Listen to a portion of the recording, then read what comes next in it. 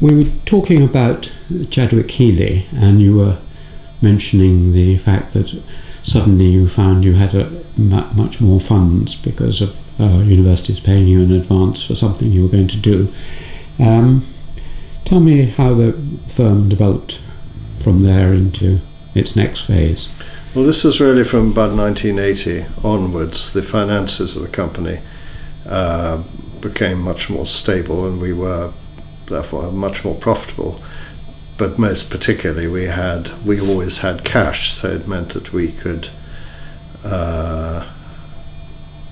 choose what we wanted to do with much more freedom.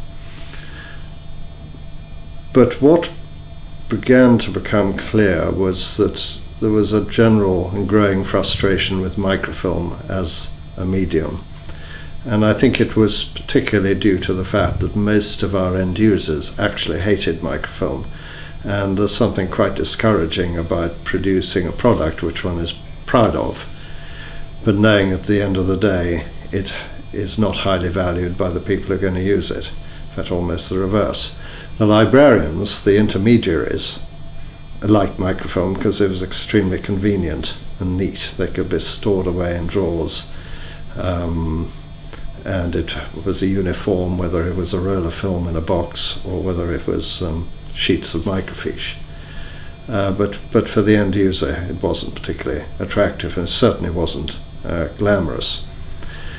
And I suppose I had become interested in computerization, if you like, right at the end of the 70s. I had discovered fairly late in the day, compared to a lot of other people, about the whole online business whereby companies like Dialog were delivering information mainly to engineers and scientists via telephone lines from mainframe computers, so that somebody in Cambridge could sit in their office or sit in their study and access huge amounts of data, much of it of bibliographic nature or statistical, not so very much text of articles, but that was available too. And these online companies established very, very complex systems for being able to search very large databases.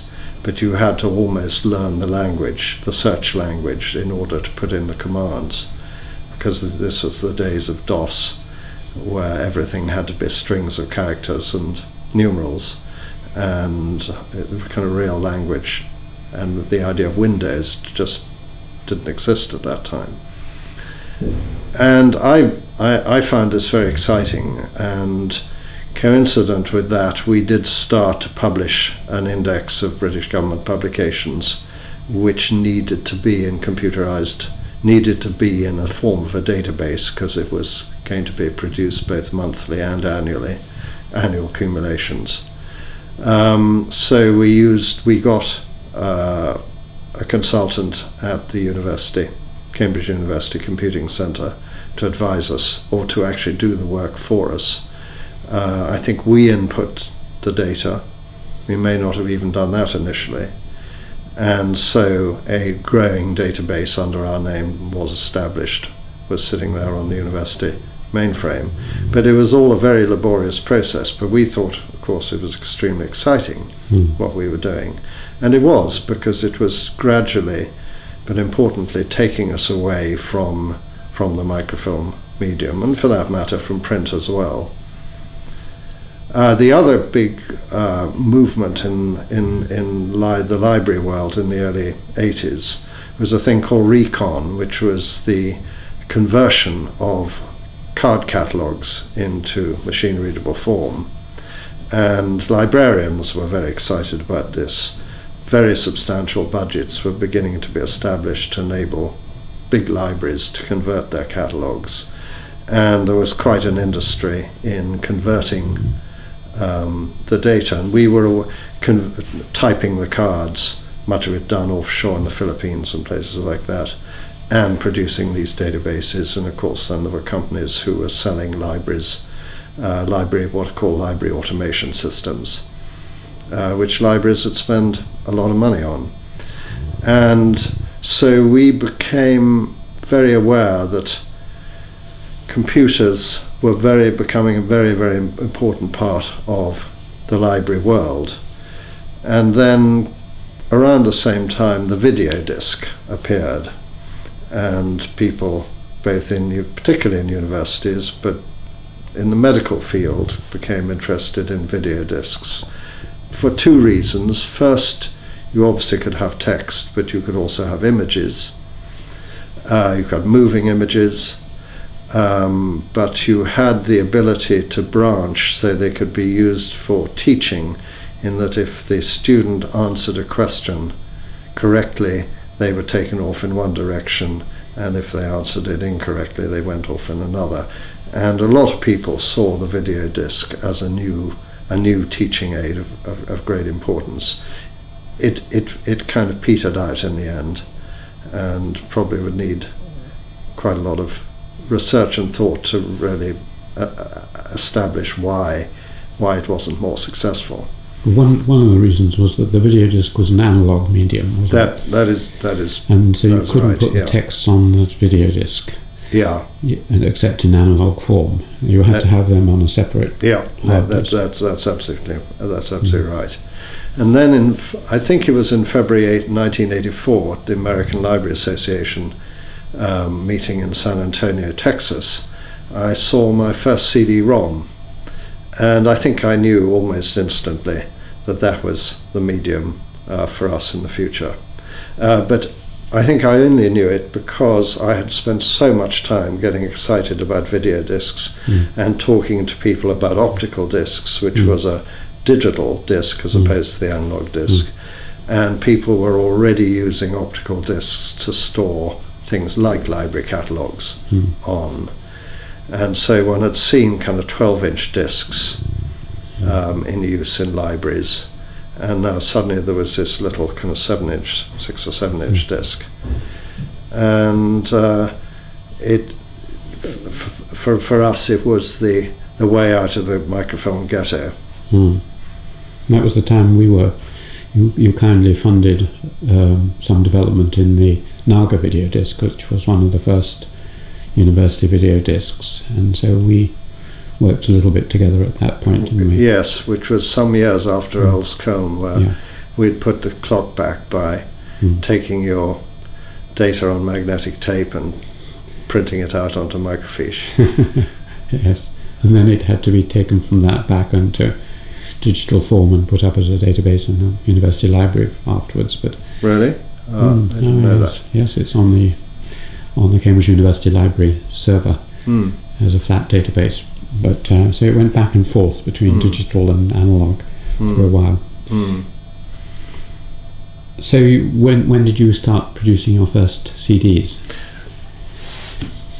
I realized that there was no point in being a very early pioneer.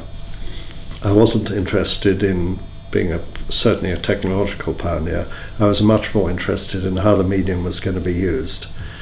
And I therefore wanted to wait until it was firmly established in libraries that the standards were agreed.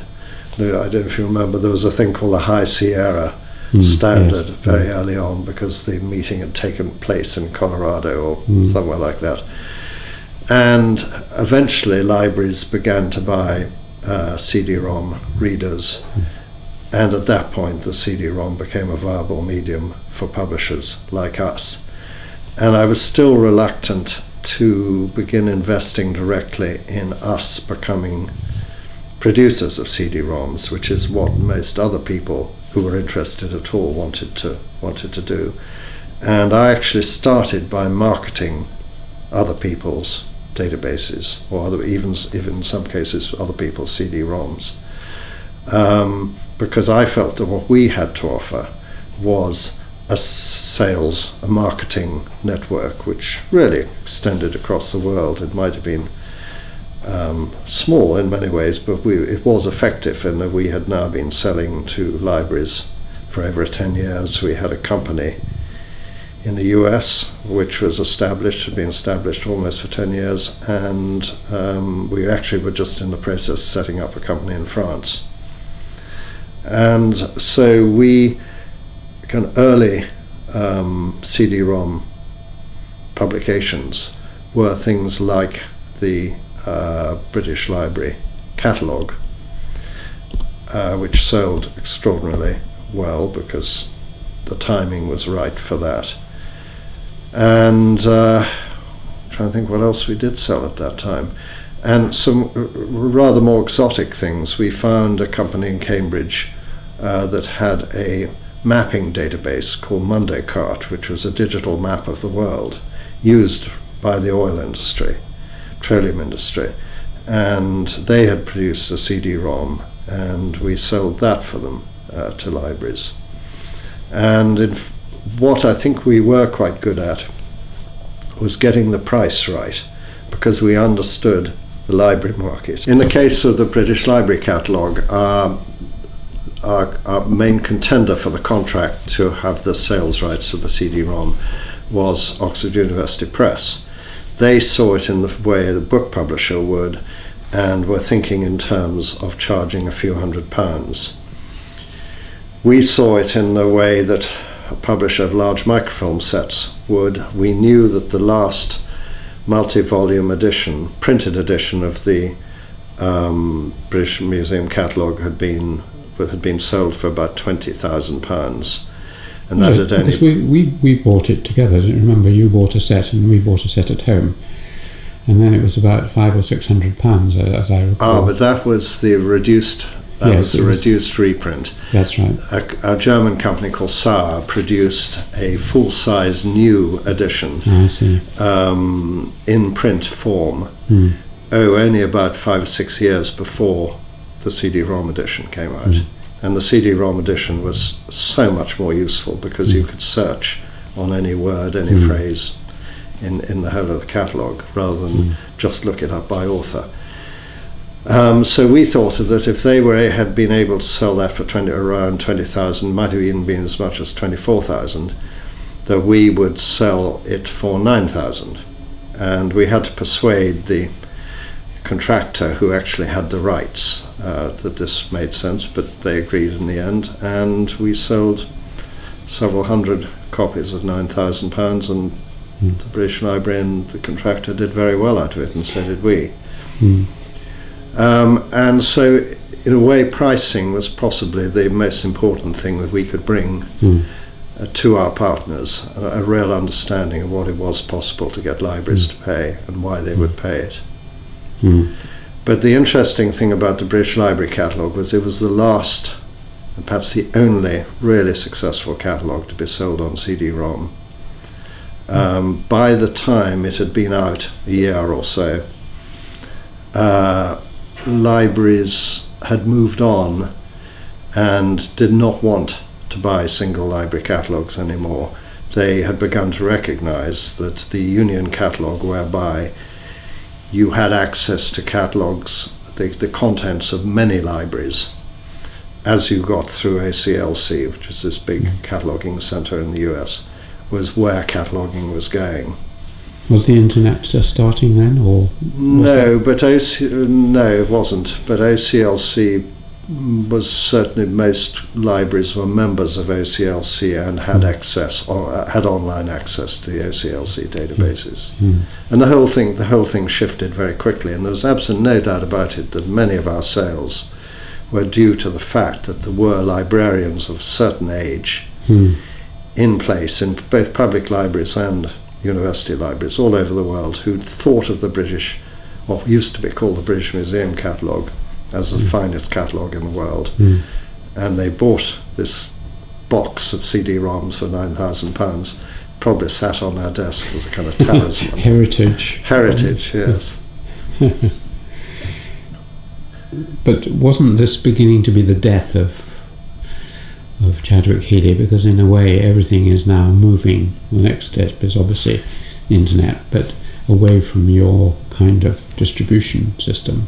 We didn't see it as, no, we certainly didn't see it as a death. In fact, I would say kind of 85, 86 through to 90 were absolutely golden years. We still had quite a big microfilm business going.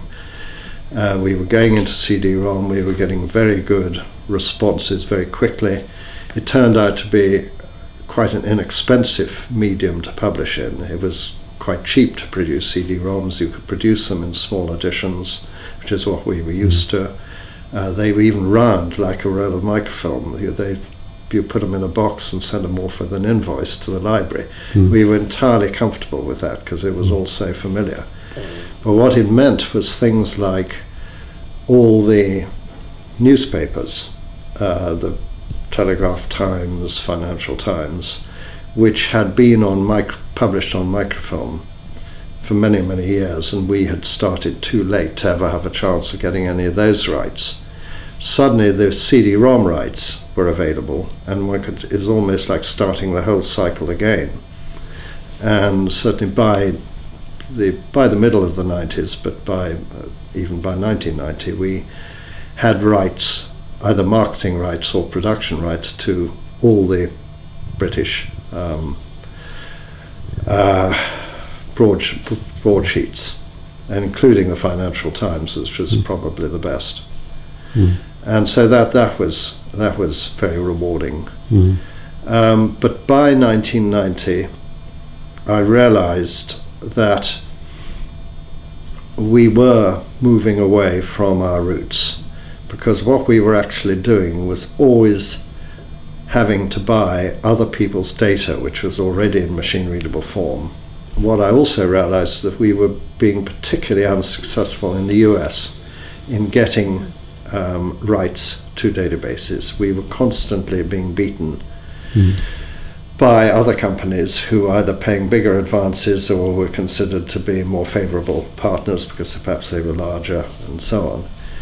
And we had a company meeting in the States in early 1990, spring 1990, and I look back on it as an absolutely seminal meeting where one suddenly realized the extent to which we had moved away from what we were used to, which was to have access to material which one might not be able to sell many copies of, but one paid very, very little, few royalties. You very rarely paid big advances, and the profit margin was substantial, so that there was a great room for error.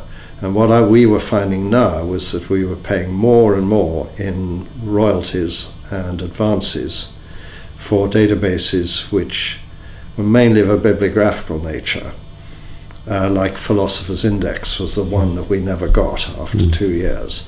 And yet we would have had to have sold hundreds of copies to have made any sense of the transaction. So I began to think about what it would entail to go back to our roots and actually own the data that we were publishing in electronic form and not have to pay royalties. And it made me realize that probably what we would have to do is to take printed texts and at our expense convert them. But as nobody had ever done this, as far as I knew, as a commercial undertaking, i.e. to make money out of it, there had been not-for-profit fund ventures to convert, for instance, early Greek texts, but it was enormously expensive and was either given away or sold for nominal amounts of money, and so there was no way of you ever getting the money back.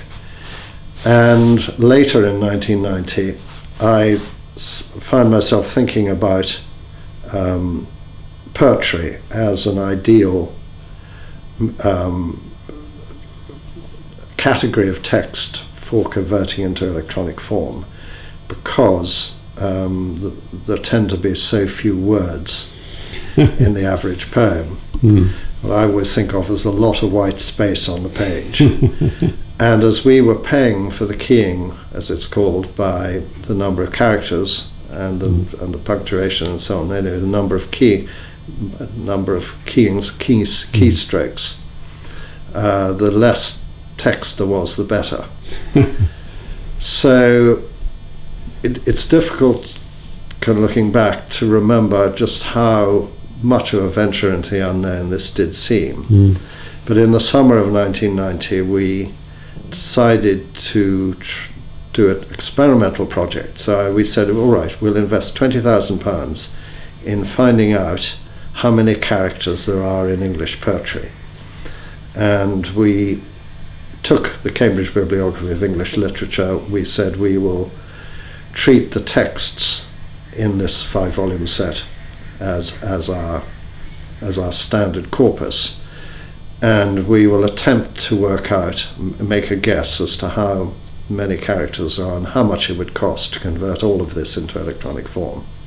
And by the end of the summer, under our really quite outstanding production director, Alison Moss, we came to the conclusion that it would cost us £1 million to convert all of English poetry into electronic form. It would be published on 5 CD-ROMs, and on the basis of that we decided to go ahead. And we had great arguments about how much we were going to charge for it. Some of the salespeople wanted to charge just a few £1,000s because they couldn't see how otherwise we could sell enough.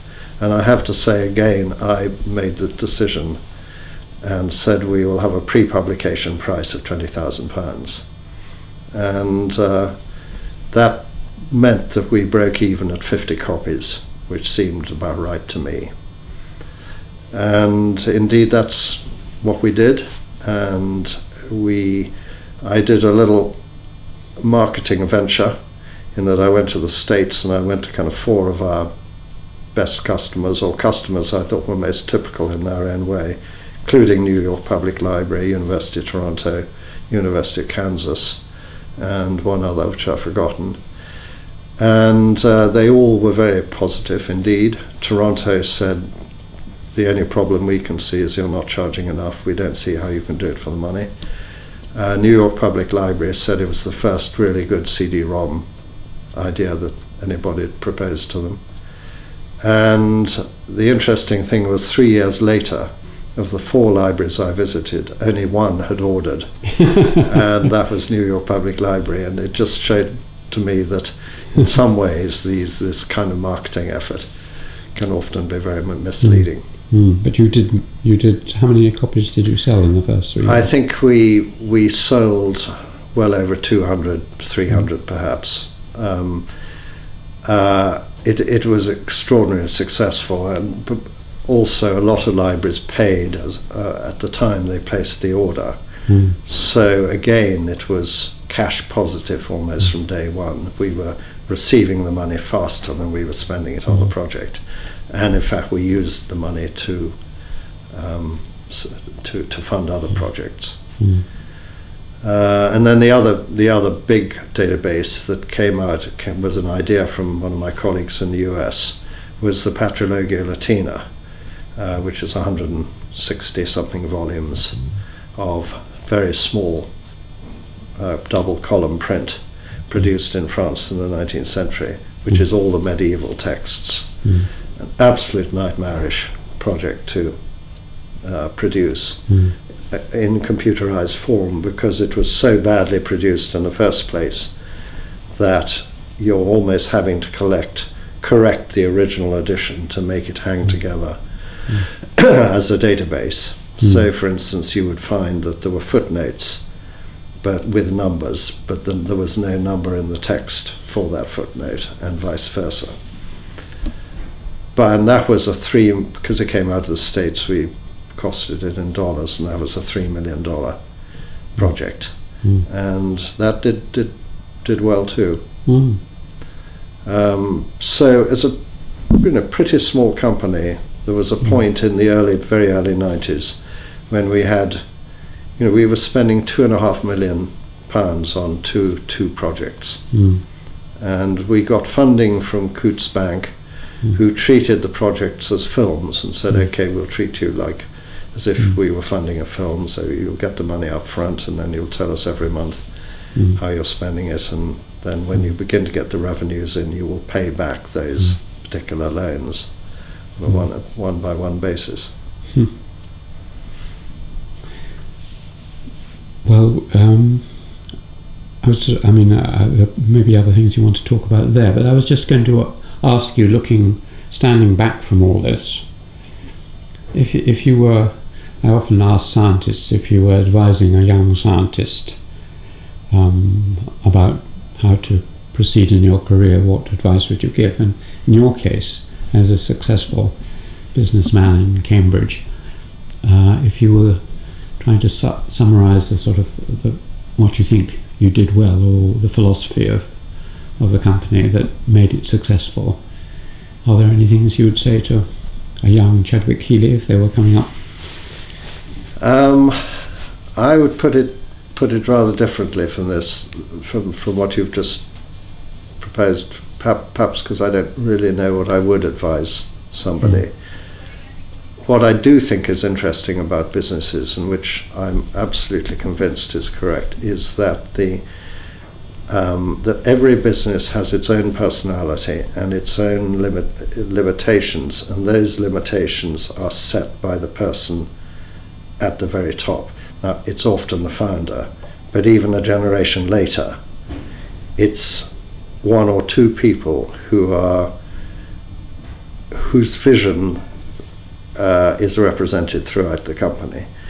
And it seems almost impossible to get away from that. And looking back on Chadwyck-Healey, while I think we were extremely lucky, we got our timing right, I made some good decisions as well as some bad ones, and we did build a thriving company which is still going and is still a very important part of its much bigger parent, or the much bigger company that bought us. I can also see that if I had been a different person with a different vision, the company could have gone off in other directions. Could have been much larger, could have been smaller, of course. So you are terribly dependent on the vision of the founder, of the originator. And our culture was very much the culture whereby we welcomed media like microfilm. Any kind of any computerized media was attractive to us, because it enabled us to take the texts of the past and convert them into a different medium, which was almost like a license to print money. So while we welcomed these new media, which came one after another, because the internet obviously was the final one, most book publishers were appalled by what was happening and saw all these media as very threatening. And I think that is how different these cultures are. And we could have no more persuaded Oxford University Press, as it was at the time, that what we were doing really made sense, than they could have taught us how to produce scholarly monographs. I've talked a lot about CD-ROM, but what happened in about 1993 was that librarians began to come to us, and I remember one at Stanford in particular, and said, we like the material that you're publishing and producing, but we don't like the medium that it's being published on. We do not want any more CD-ROMs. We want you to deliver the information to us online. And libraries had become totally overwhelmed with these thousands and thousands of plastic discs which are turning up every month as part of subscriptions, all of them on different types, on different software, couldn't be networked. It was just becoming totally unmanageable. And that was a huge change for us, and actually was probably almost the single biggest crisis the business ever had, because suddenly we were no longer able to sell our data outright. We had to find a way of leasing it to the company, to the libraries. And the libraries in their turn, who are used to capital acquisitions, libraries like to buy things and then know that they own them and never have to pay for them again. What they don't like is having to lease material, which they weren't used to doing anyway. Because even a subscription, they actually own each issue once they've bought it. And so we had 2 or 3 years, perhaps even 4 years of a very, very uncomfortable period between probably about 95 and 98, where we were where our sales went down, our costs seemed to continue to go up. We ended up having to make some people redundant, which was the only time in 25 years we had to. And we did come through it. I think remarkably well, because we had very tight financial controls, and the company was very well managed, not by me, but by the people around me. But you sold it at the end of that period? By the end of 98, we had come through the crisis, and our sales were growing quite substantially. And the libraries had settled down. They now knew how they wanted to pay for online data. We had got our business model right. But in a way, I found that I had kind of run out of steam, and I made a decision in about November 1998 to sell the company, which I spent most of 99 doing. And then this leads on to, I don't know whether you were doing things like being High Sheriff and so on. Well, the first thing I did was become chairman of a Cambridge software company, which was a small company beginning to grow quite rapidly. And I found that very, very comforting, because I found leaving my own company behind really very difficult. I knew it was the right decision. I didn't want to go on doing that kind of work. I didn't want the pressure, but I missed the people. I missed the kind of ethos of the place, and was really very soon after selling it wondering, what on earth am I going to do now? So being involved with some of the Cambridge high-tech companies, in particular this company Ant, I enjoyed very much. What was the company? It's called Ant. It floated some years later, and has had a somewhat checkered history, but I mean is still very much there and still growing. But then I was asked to be High Sheriff of Cambridgeshire in 2000, and for the year 2004-2005, because it's a one-year appointment, and I did that and enjoyed it enormously, because I had worked in Cambridge. I'd lived in Cambridgeshire for the best part of 25 years, but I'd not really ever got involved in civic life at all, knew very little about what went on in Cambridgeshire, particularly in cities other than Cambridge. And being High Sheriff was a very fast learning curve, in that I went to all parts of the county, became involved in civic affairs, was able to sit in court, which I found interesting, with judges and with magistrates. And it was a great experience. And did that lead into being involved with the Fen project? No, I became involved with the Wildlife Trust of Bedfordshire, Cambridgeshire, Northamptonshire and Peterborough, a terrible mouthful, in various ways, and became a trustee in 2003, and earlier this year became chairman. And that is actually like running or being chairman of a small to medium-sized business. We have 85 employees, we have a turnover of about $4.5 million, and we own or manage 129 different pieces of land throughout the 3 counties, particularly what's called the Great Fen Project, which is a project to turn a huge amount of farmland between 2 existing nature reserves back into reed beds, open water, wet pasture and dry pasture, in fact like the old fens, and has been very successful in that we were able to get a very large grant from Heritage Lottery Fund and has had a great deal of publicity, but has also had some questioning and some opposition as to whether farmland, this particular time, which is productive, should be turned into a nature reserve. And it's a very interesting argument, which hasn't necessarily got easy answers. And you're also on a number of boards and trusts and things like the Fitzwilliam, weren't you? Well, I was involved with the Fitzwilliam fundraising. I was on that committee for a number of years. And I did fundraising for the Prince's Trust for 6 years, which I actually find fundraising interesting, and I don't mind asking people for money. And most people don't like talking about money, and I quite enjoy it. Yes, I think it's probably because of a business background.